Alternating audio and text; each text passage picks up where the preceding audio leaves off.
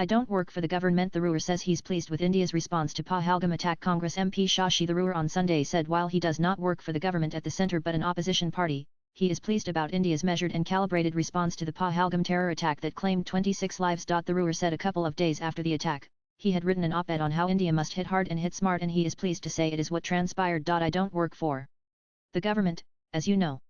I work for an opposition party, but I myself authored an op-ed in one of India's leading papers, within a couple of days, saying that the time had come to hit hard and hit smart, and I'm pleased to say that's exactly what India did, Tharoor said, delivering the remarks at the Indian consulate. The all-party delegation led by him comprises Shambhavi Chaudhry Lok Jan Shakti Party, Sarfaraz Ahmed Yarkand Muddy Morcha, GM Harish Balayagi Telugu Desam Party, Shashank Mani Tripathi, Tejaswai Surya, Bhubaneswar K. Lada all from BJP, Mallikarjun Dev to Shiv Sena, and former Indian ambassador to the US Taranjit Singh Sandhu. Tharoor further outlined how precise and calibrated strikes took place on 9 specific known terrorist bases, headquarters, and launch pads.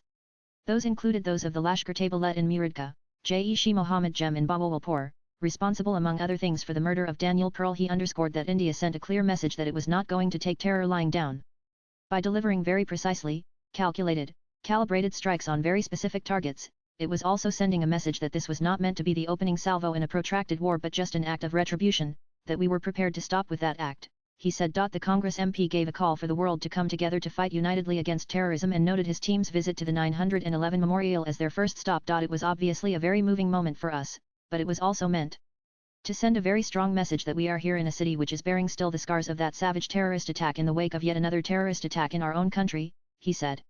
We came both as a reminder that this is a shared problem, but also out of a spirit of solidarity with the victims. It's a global problem, it's a scourge, and we must all fight it unitedly. Describing the dastardly Pahalgam terror attack, Tharoor said it was intended to provoke backlash in the rest of India. It was a bunch of people going around identifying the religions of the people before them and killing them on that basis, which was clearly intended to provoke a backlash in the rest of India, he said. He gave examples of how in Jammu and Kashmir, from politicians to civilians, people came together in solidarity against the attack. There was an extraordinary amount of togetherness cutting across religious and other divides that people have tried to provoke.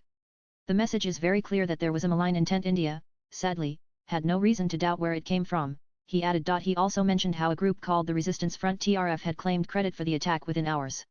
He said the organization was known for some years to be a front for the proscribed let, designated as terrorist by the UN. Tharoor said India had gone to the UN Sanctions Committee with information about TRF in 2023 and in 2024. Swipe left for next video. Sadly, Pakistan chose to follow its usual path of denial. In fact, Pakistan with the help of China succeeded in removing the reference to TRF from the press statement drafted in the Security Council of the UN 2 days later, he said. With agency inputs latest blogs